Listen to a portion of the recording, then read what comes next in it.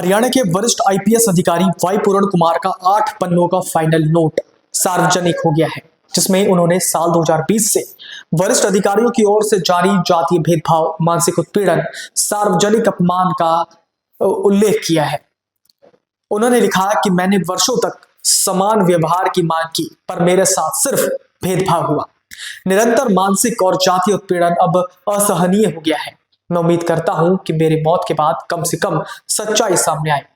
Final note में पूर्व DGP Manoj Yadav, पूर्व IAS TV SN Prasad, DGP Shatrujeet Singh Kapur, ADGP Amitabh Dhillon, ADGP Sanjay Kumar, IG Pankaj Nain, IPS Kalaram Chandran, IPS Sandeep Khirwar, IPS Shibash Kabiraj और अन्य वरिष्ठ अधिकारियों पर सुनियोजित रूप से मानसिक रूप से प्रताड़ित करने का आरोप लगाया है। फाइनल नोट के मुताबिक यह उत्पीड़न साल 2020 में अंबाला के एक मंदिर में जातीय भेदभाव की घटना से शुरू हुआ और लगातार बढ़ता गया। उन्हें झूठे केसों में फंसाने की धमकी दी गई, उनके वाहन और आवास संबंधी अधिकारों से वंचित किया गया और गोपनीय दस्तावेज मीडिया में लीक कर उनकी प्रतिष्ठा धूमिल की गई। डीजीपी शत्रुजीत कपूर ने न सिर्फ अन्य अधिकारियों को मेरे खिलाफ उकसाया, बल्कि मेरे एसपी रोहतक नरेंद्र बिजारनिया के जरिए भी मेरी प्रतिष्ठा धूमिल करने की कोशिश की। पूरण कुमार ने अपने नोट में यह भी लिखा कि वो अब अपने परिवार की सुरक्षा को लेकर चिंतित हैं और चाहते हैं कि उनके साथ जो हुआ वैसा किसी ईमानदार अधिकारी के साथ ना हो। फाइनल नोट के मुताबिक जाति आधारित भेदभाव, सार्वजनिक अपमान, लक्षित मानसिक उत्पीड़न और अत्याचार की शुरुआत पूर्व डीजीपी मनोज यादव ने की थी। साल 2020 में अंबाला में एक पुलिस स्टेशन में मैंने एक मंदिर का दौरा किया था। इसमें वो इतने खफा हो गए कि उन्हें झूठे केसों में फंसाने की धमकी दी गई, उनके वाहन और आवास संबंधी अधिकारों से वंचित किया गया और गोपनीय दस्तावेज मीडिया में लीक कर उनकी प्रतिष्ठा धूमिल की गई।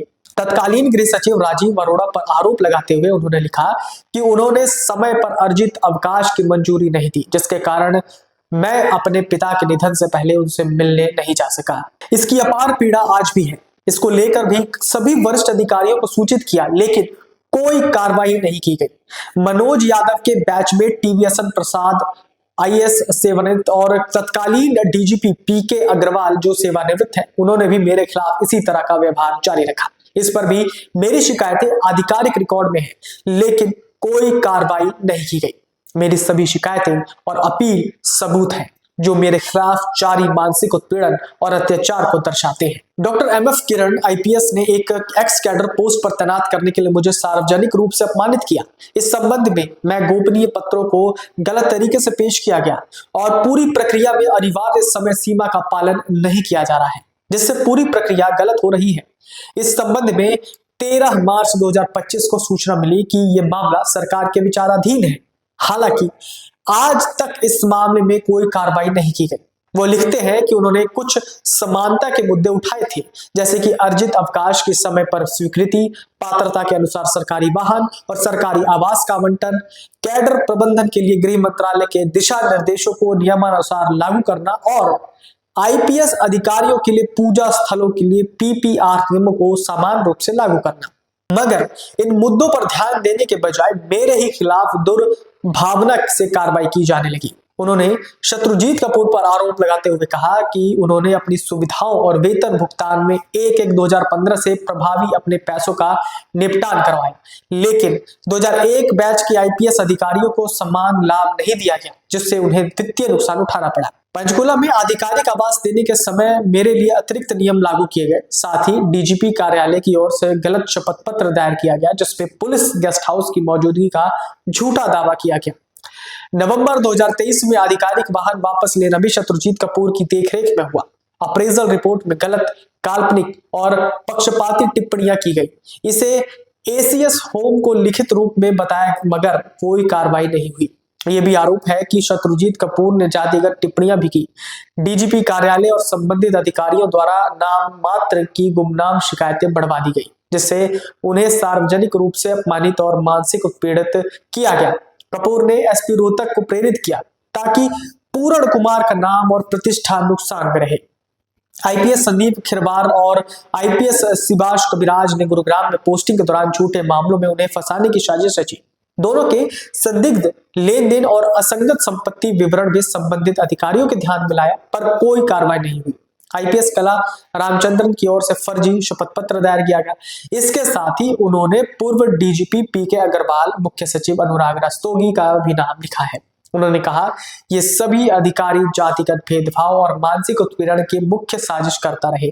सभी मामलों और शिकायतों को विभिन्न अधिकारियों और गृह मंत्रालय तक लिखा, मगर आज तक कोई समाधान नहीं हुआ। अब आपको बताते हैं कि एडीजीपी ने किस तरह से अपने नोट में अधिकारियों का नाम लिखा और उनके खिलाफ आरोप लगाए हैं। मनोज यादव, तत्कालीन डीजीपी, जिन्होंने भेदभाव की शुरुआत की। सेवानिवृत्त आईएएस राजीव अरोड़ा, पूर्व गृह सचिव टीवीएसएन प्रसाद और पूर्व डीजीपी पीके अग्रवाल, उनके बारे में वाई पूरण कुमार ने लिखा है कि भेदभाव को आगे बढ़ाने का उन्होंने आरोप लगाया है। उसी तरह शत्रुजीत कपूर, जो डीजीपी हैं, उन पर प्रतिशोधात्मक रवैया अपनाने के आरोप लगाए गए हैं।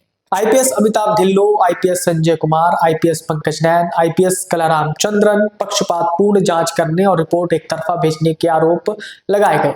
वहीं अनुराग रस्तोगी आईएएस और एसीएस गृह और शिकायतों को बिना सुने एक तरफा बंद करने का वाई पूरण कुमार ने आरोप लगाया है। अब देखना होगा कि इस मामले में आगे और क्या खुलासे हो सकते हैं और आगे की क्या कार्रवाई होगी। जिस तरह से नोट में अधिकारियों के नाम आए हैं और जिस तरह से खुलासे हुए हैं, अब देखना होगा कि कार्रवाई इस मामले में किस तरह से होती है। वही पत्नी ने भी जो है कार्रवाई और एफआईआर दर्ज करने की मांग की है। अगर आप ये वीडियो YouTube पर देख रहे हैं तो हमारे चैनल को सब्सक्राइब करें और बेल आइकन को दबाना ना भूलें। अगर आप Facebook पर ये वीडियो देख रहे हैं तो हमारे पेज को लाइक करें।